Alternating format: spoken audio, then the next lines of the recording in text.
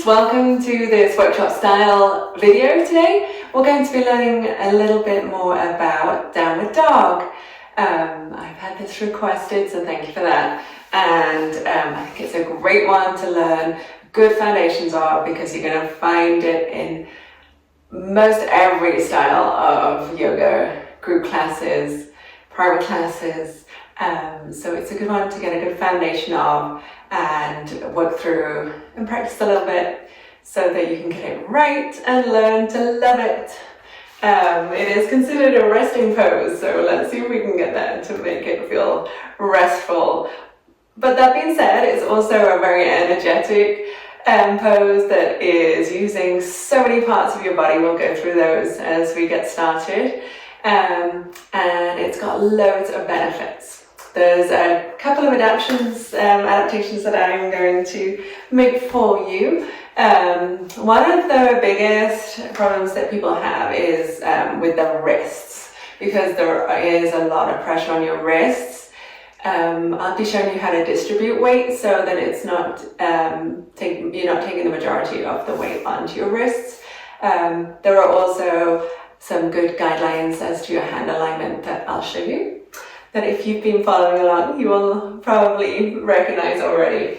You can also put your hands onto blocks, or these are really worth purchasing if you're having any kind of wrist issues or tension, or have had surgery on your wrists. The little pads, you can find these if you are in the US. You can find these at Five Below at the moment, and they are very reasonable. Obviously, you can also find them at Amazon. You have a little round part in the middle you can put your wrist onto as you put your fingers around it, so it takes some of the tension, it's kind of memory foam. So those are a good investment if you're consistently having bad problems. Maybe I'll put a link down below where you can find those on Amazon. Okay, otherwise, let's see. We are going to start in hands and knees position. It's always good to warm up a little bit, even when you're practicing one pose. It's good to get some flexibility going before you go right into that pose, and downward dog is one of those that you work into anyway.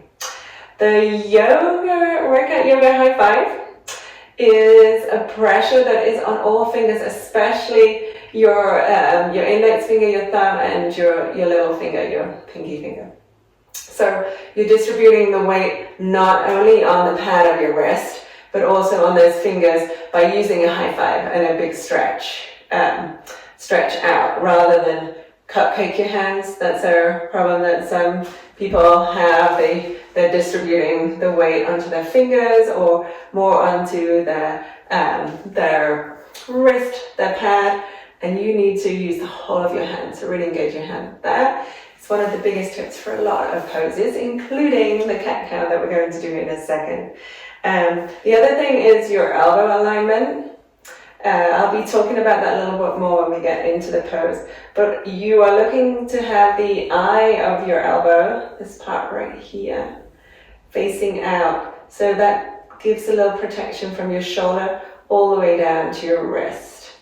So this eye kind of looks like an eye. That's why I'm calling it. It's the vein in your elbow is stretching out. So your fingers are pointing forward in that high five, and then this part, the widest part of your elbow, is pointing forward. A lot of people tend to twist so that the shortest part of their elbow is at the front.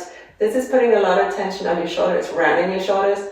If you roll it out to that wider part, you're giving yourself a lot more width to use. There's a little bit of physics to bear, and it's also protecting your shoulder and your wrist at the same time. So let's do a few cat-cows using that high five on both hands, just getting ourselves used to the pressure on your wrist, and also just to warm up a little bit. So I would like you to have your shoulder and your wrist aligned, and your hips and your knees aligned. This is going to come in to our pose as well in a little bit. We're just going to push through to a couple of cat-cows,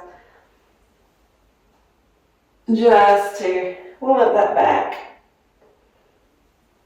and think about the distribution of weight in that redcatyoga high five on the front side. Okay, let's shift back onto our knees, roll out those shoulders, and roll out those wrists.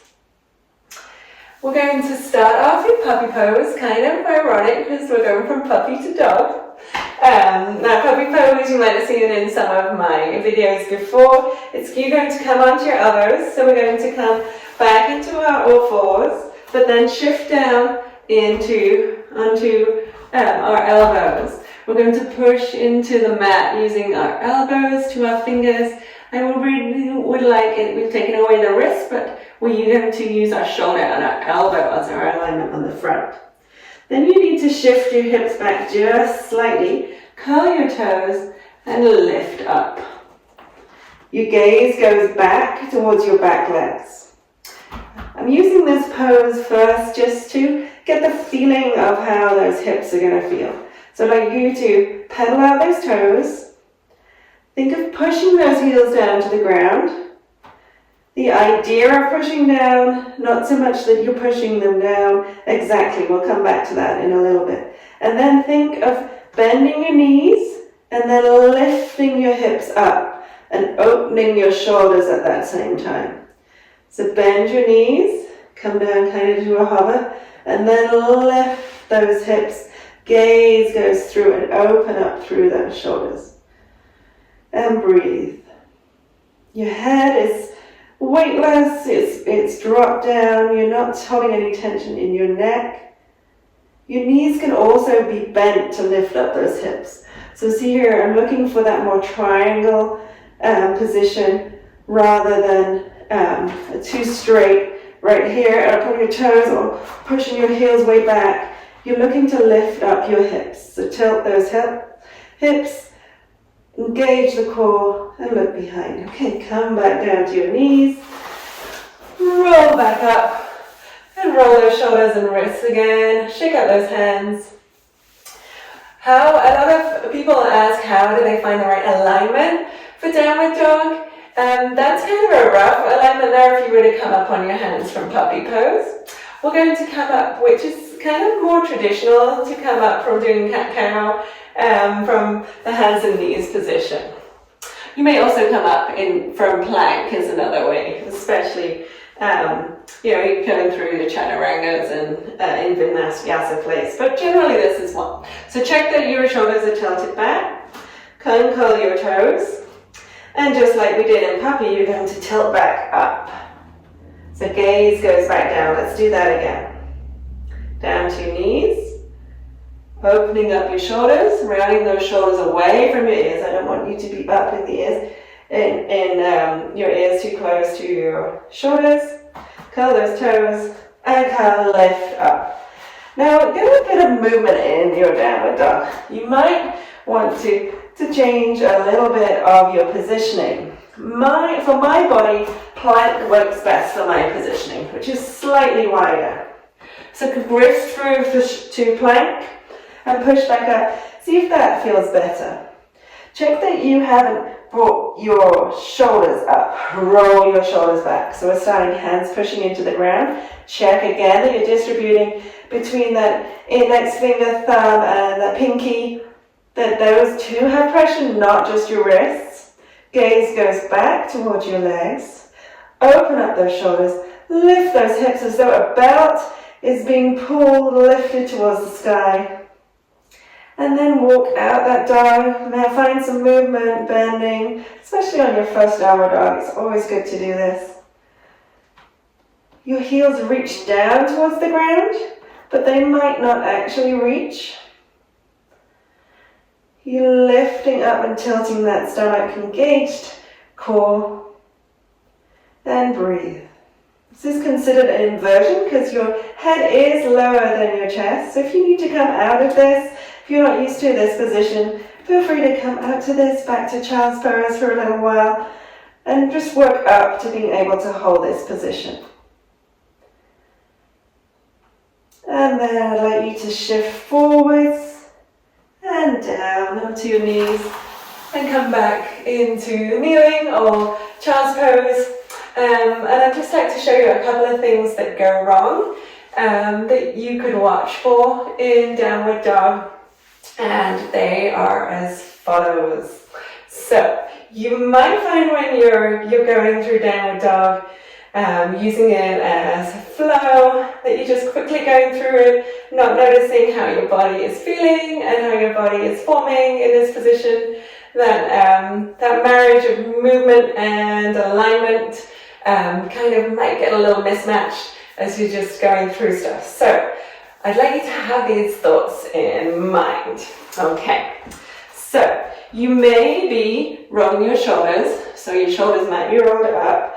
But as you push up, you're still staying forward over the shoulders. Push back with the hands. Make that triangle shape with your body. So rather than staying here in your downward dog, push back your hips. Make yourself into a triangle. What helps me with this is to see where my gaze is. Am I looking down? Even if I look back, it doesn't feel as though my head is moving like that. Like I said, the movement marriage with movement and alignment. So your alignment is moving back. And your neck should feel a nice stretch, but also a release. So check that you're not too far forward on that. Sometimes we try to make our legs, for me this is a good position in downward dog. But you might be finding that you've got tight hamstrings, or just the back of your calves are feeling tight. And for that reason, you might have made your downward dog come up to try and get your heels down to the ground. This can bring a lot of tension onto your shoulders. If you just want to move into this position, for one thing, it's bringing tightness down here.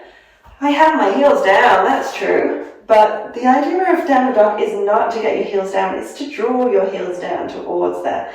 So if you're two together like this, you're not making a triangle there either. So step back, check that alignment with plank, see if that feels good for your body, and come back and up, and you reach your heels down. They might not come, but that's okay. If you're still feeling a lot of tension around your knees, bend your knees. This is a much better downward dog.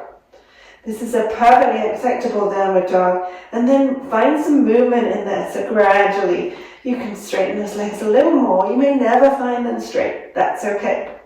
But you can find your perch here. Your hips are tilted. You're lifting up still through that body. Whereas here, you can lift up your hips because you're hinged wrong in this position. You can move back into a triangle so you can lift up and out of the shoulders. Gaze through those back legs. Lift up through the hip. Feel that stretch all the way from the root of your head to your pelvic floor. All the way, so it's zooming that energy out and up to the top of your triangle.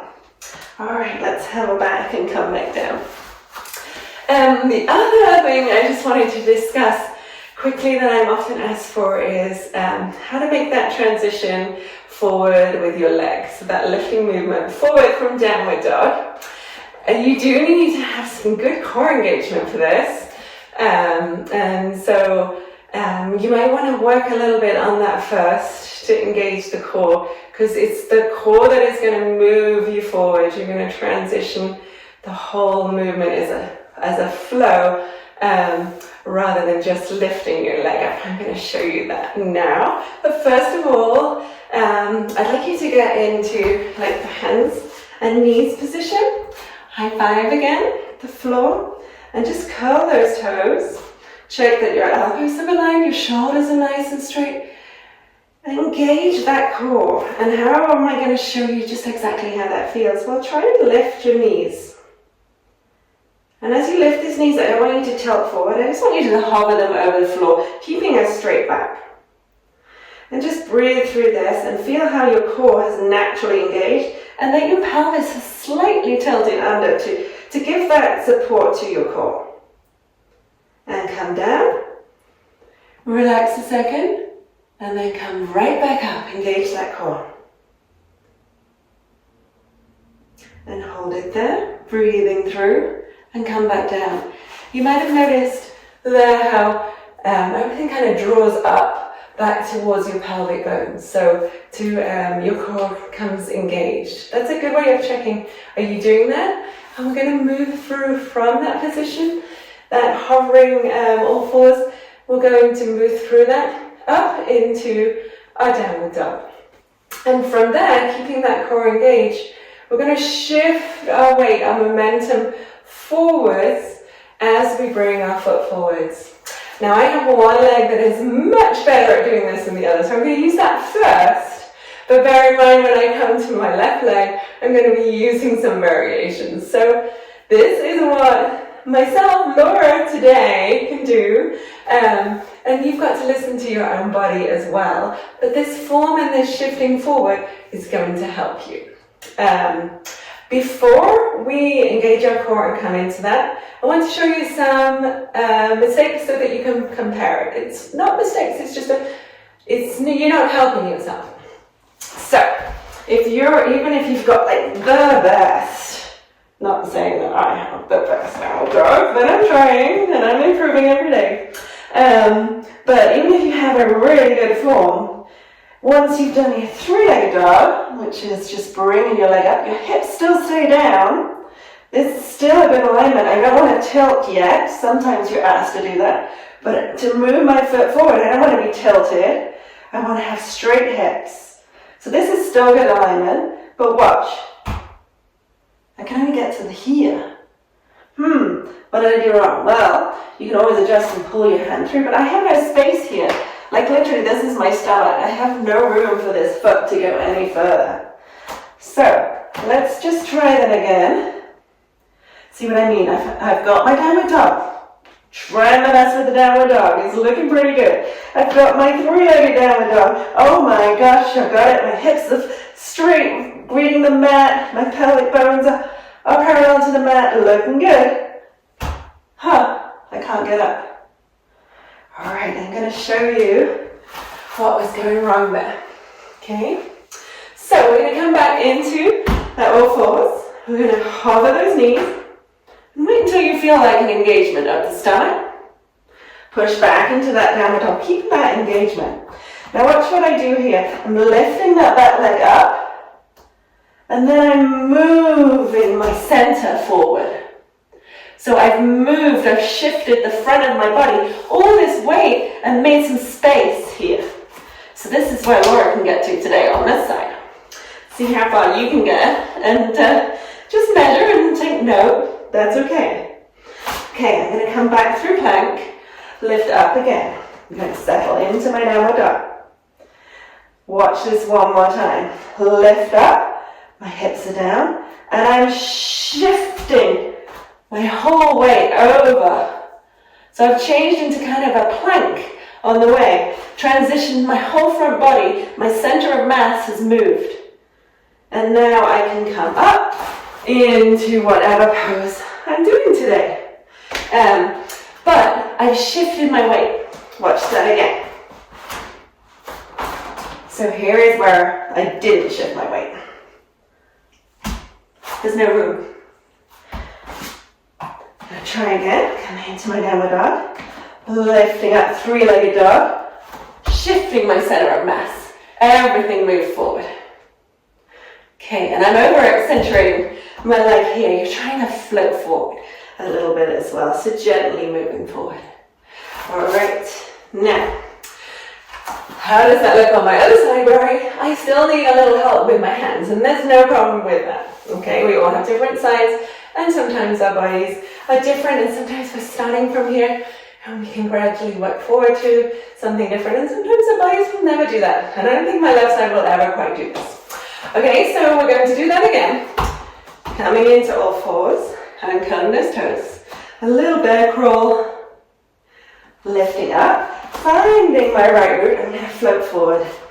Checking I've got a nice place here. Going to lift up. Now it's moving my whole body forward. I got to here today. That's not bad. Now, you can always just grab that foot, just shift it forward. And then you're ready to set yourself up for anything you've got going on. So using your hand is just perfectly fine too.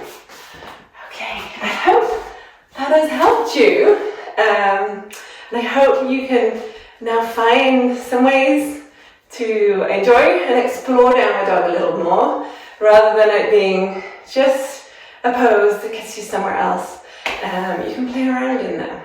And I hope that you've enjoyed this video. Please let me know if there's any more poses that you'd like me to go into detail with. And carry on being amazing. Keep trying, keep coming to the mat, keep breathing and living what you're learning in yoga, and just exploring how your body feels and how it works. It's all about the feeling of the body. So never worry about how you look compared to somebody else. You're amazing, and you're doing what your body is supposed to do by breathing and checking in with your mind and spirit and body on the yoga mat and in your life. So have a lovely day. I hope this has helped. Please leave comments below and let me know what you need. I'll be happy to help. Have a lovely day. Bye.